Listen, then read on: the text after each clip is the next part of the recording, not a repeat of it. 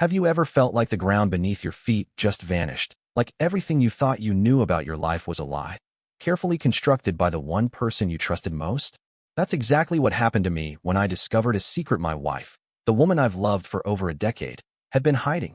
A family secret so earth-shattering it made me question not just our marriage, but who I even am. I'm talking about a betrayal that hit me like a freight train, leaving me reeling, angry, and desperate for answers, while still clinging to the love that's defined my life for so long. This isn't just a story about uncovering a hidden truth. It's a raw, messy dive into heartbreak, doubt, and the fight to rebuild when the foundation of your world cracks open. From the moment I stumbled on a clue that didn't add up to the gut-wrenching revelation that changed everything, I'm going to take you through every painful step, every memory, and every choice I made to confront the past. Stick with me through this long, emotional ride because I'm still figuring out what comes next, and I need your help to decide if love can survive a secret this big, or if some truths are just too heavy to carry. Let's get into it. My name's Ethan, and I'm 38 years old, living in the quiet, tree-lined suburbs of Portland, Oregon, where the constant drizzle and gray skies seem to mirror the storm inside me these days. I've been here for the past 10 years, in a cozy two-story house in the Hawthorne district, with its quirky coffee shops, vintage bookstores, and the faint smell of rain-soaked pine always lingering in the air. Portland's a city of dreamers and doers, a place where I thought I'd built the perfect life as a high school history teacher, shaping young minds while coming home to my wife, Clara, the woman who's been my rock since we met in college at the University of Oregon. Our house, with its creaky hardwood floors and a small backyard where we'd grill on rare sunny days, felt like a sanctuary, until I found out it was built on a lie. The emotional conflict tearing me apart isn't just about the secret Clara kept. It's the deep, aching betrayal of knowing she hid something so fundamental about our family, something that reshapes my entire identity, leaving me drowning in anger, confusion, and a love I can't seem to let go of. Clara, who's 36, has always been my safe harbor, petite, with a warm laugh and hazel eyes that could see right through me, the kind of person who'd leave little notes in my lunch bag or surprise me with tickets to a Blazers game just because. We've been married for 12 years, together for 15, and I thought I knew everything about her. Her childhood in a small coastal town in Washington, her dreams of becoming a therapist, which she did, working with kids at a local clinic, even the way she'd hum off-key while cooking dinner. But a few months ago, I uncovered a truth she'd buried. I'm not the biological father of our 10-year-old daughter, Lily, a fact she'd known since before Lily was born and chose to hide from me, letting me raise a child I thought was mine while carrying this weight alone. The pain of that deception cuts deeper than I can describe, making me question every memory, every "I love you," wondering if our life together was ever real. Memories of our early days together haunt me as I sit in our dimly lit living room, the rain tapping against the windows, the quiet of the house suffocating now that I know the truth. I think back to meeting Clara at a college party in Eugene, her shy smile as we bonded over a shared love of old movies, sneaking into late-night screenings of Casablanca at a tiny theater near campus.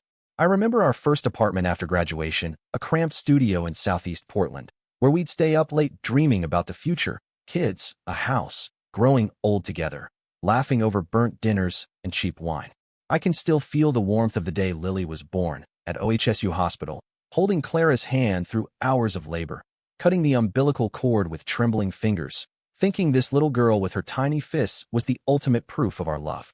Now, walking along the Willamette River on gray mornings, the city's bridges looming in the mist, I ache for those moments of blind trust, wondering how many times Clara looked at me, at Lily, and chose silence over honesty, letting me live a lie I didn't even suspect.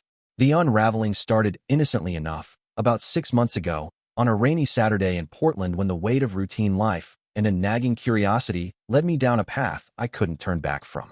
Clara was at a conference in Seattle, and Lily was at a sleepover, leaving me alone in the house, restless, flipping through old photo albums in the attic to pass the time. Tucked behind a stack of Clara's college keepsakes, I found a small, locked box I'd never seen before, the kind you'd buy at a craft store, with a tiny key taped to the bottom. My gut churned with a mix of guilt and intrigue as I opened it, expecting old love letters or mementos, but instead, I found a single folded letter, dated a month before Lily's birth, addressed to Clara from someone named Mark. The words hit like a punch, phrases like, "I'm sorry I can't be there, and if you ever tell him, I'll support whatever you decide," making it clear this man was claiming paternity of the child I thought was mine. Sitting there, the attic's musty air closing in, rain drumming on the roof. I felt my world tilt, my hands shaking as I read it again, hoping I'd misunderstood, but knowing deep down I hadn't. The months that followed were a blur of silent torment as I wrestled with whether to confront Clara, my mind racing every time I walked past Portland's familiar haunts, the city's laid-back vibe a cruel contrast to my inner chaos.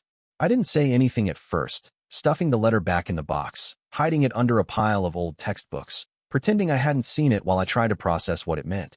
I dropped Lily off at school near Laurelhurst Park, watching her skip into the building with her backpack bouncing, her dark curls so like Clara's, and wonder if I'd ever look at her the same way, hating myself for the thought, but unable to stop it. I'd grade papers at local cafes like Stumptown Coffee, the buzz of hipsters and artists around me fading as I replayed every moment of our marriage, looking for signs I'd missed, clues to a secret I never imagined. I started digging online late at night, after Clara and Lily were asleep, searching for this Mark on social media, finding a profile that matched the timeline.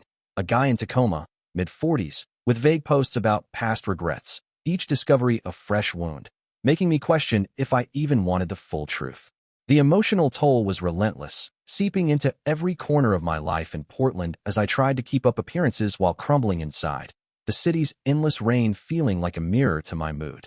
I'd lie awake in our bed, Clara's steady breathing beside me, staring at the ceiling, torn between rage at her deception and a desperate need to understand why she'd kept this from me. I'd take long walks through Forest Park, the muddy trails and towering Douglas firs a temporary escape.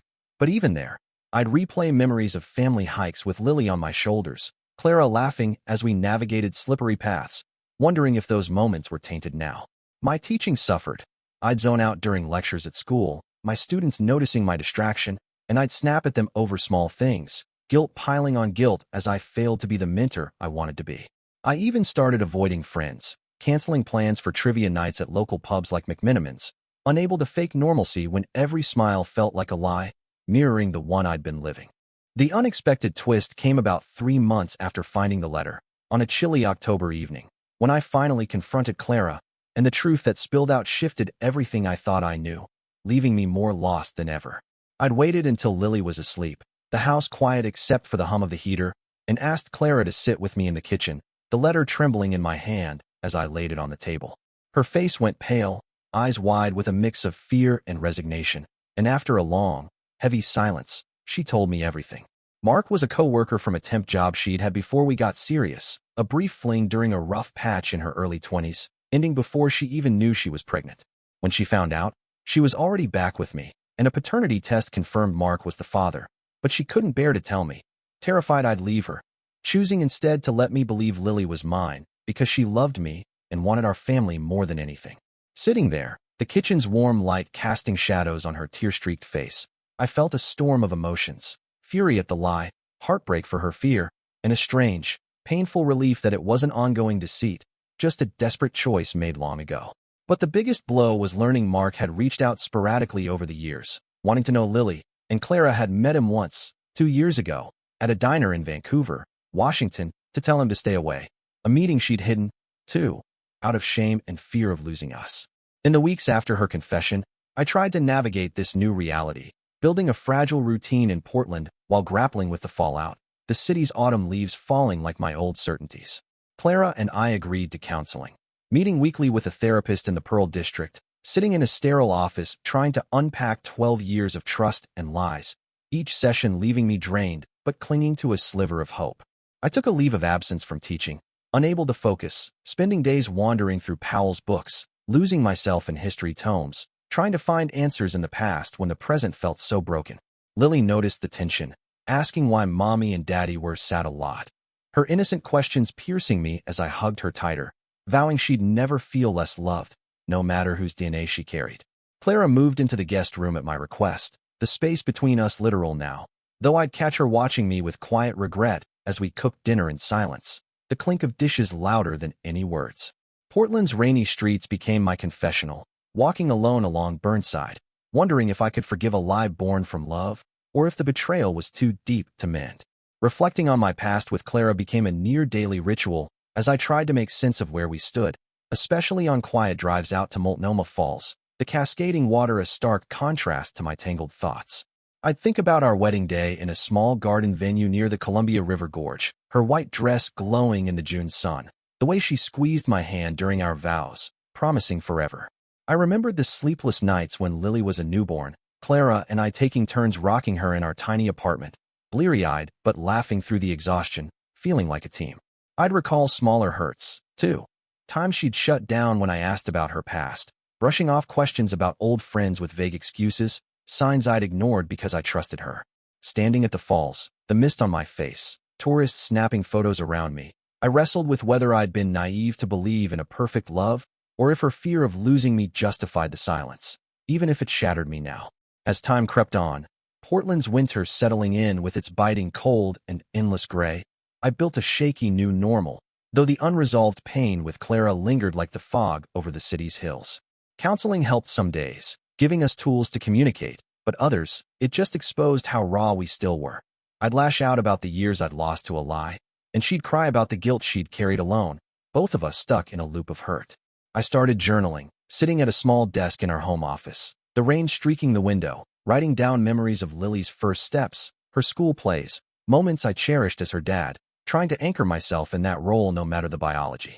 I took up running along the East Bank Esplanade, the rhythmic thud of my sneakers on the path a way to burn off anger, the city skyline across the river a reminder of the life I still wanted, even if I didn't know how to get there. Clara and I had tentative good days, watching old movies on the couch, her head on my shoulder like old times. But the weight of the secret hung over us, an unspoken question of whether we could rebuild trust from such broken pieces.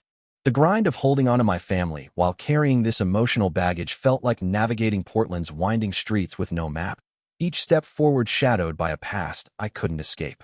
I went back to teaching part-time, finding solace in my students' energy, their debates about the Civil War a distraction from my own battles, though I'd still falter, staring out the classroom window at the rainy courtyard, wondering if Lily would ever know the full truth. I started volunteering at a local history museum on weekends, guiding tours through exhibits at the Oregon Historical Society, hoping to find meaning in preserving stories when my own felt so fractured. Clara and I tried small gestures, date nights at quiet restaurants like Le Pigeon, sharing awkward smiles over candlelight, but the ease we once had was gone, replaced by a cautious dance around the pain. I'd drive out to Sauvie Island on solitary days, walking the muddy trails, the quiet farmland a balm, asking myself if staying together was for Lily, for Clara, or for me, and if love could outlast a lie this big. The weight of judgment, both Clara's choice to hide the truth and my struggle to forgive, didn't fade easily. Even as I tried to rebuild, each memory of our shared life a reminder of how fragile trust can be. I'd run into old friends at farmers markets in the South Waterfront, their casual "How's Clara?" questions a minefield, forcing me to smile and lie while inside I churned with doubt. I started avoiding certain places, like the cozy diner on Hawthorne where we'd had countless brunches as a family, opting for long drives along the historic Columbia River Highway, where the open road let me breathe without feeling the weight of curious eyes. I'd park at scenic overlooks, watching the river wind through the gorge, and wonder if I'd ever shake the feeling of being a fool, or if Clara's secret had redefined me in ways I couldn't undo. I even thought about reaching out to Mark, not for confrontation but for closure, to hear his side. But the idea felt like betraying Lily, who deserved to stay untouched by this mess for as long as possible. Portland had become my refuge and my prison, its beauty and gloom intertwined with my struggle, and I wanted to believe I could find peace here, even if it meant redefining what family looked like. Now, as I sit here in our living room, the rain tapping a steady rhythm on the roof, a mug of coffee cooling on the table beside me, I'm still wrestling with what to do next. I've got a life in Portland I'm proud of. My teaching job gives me purpose. Lily's growing into this amazing, curious kid who calls me dad with a trust I'll never take for granted, and Clara and I are trying, inch by painful inch, to rebuild something real. But knowing the truth about Lily's origins, knowing Clara carried this secret out of fear of losing me, has me questioning if I can ever fully trust again, or if I'm holding on to a marriage that's more memory than reality. I hate the thought of breaking Lily's world apart with a divorce, of losing the family I've fought for, but I can't ignore the ache of betrayal, the way it colors every quiet moment between us. I've got a school event coming up, Lily's in a play, and Clara and I will sit together in the audience, smiling for her sake. And I keep wondering if that's enough, if shared moments can stitch us back together, or if I'm just delaying an inevitable goodbye.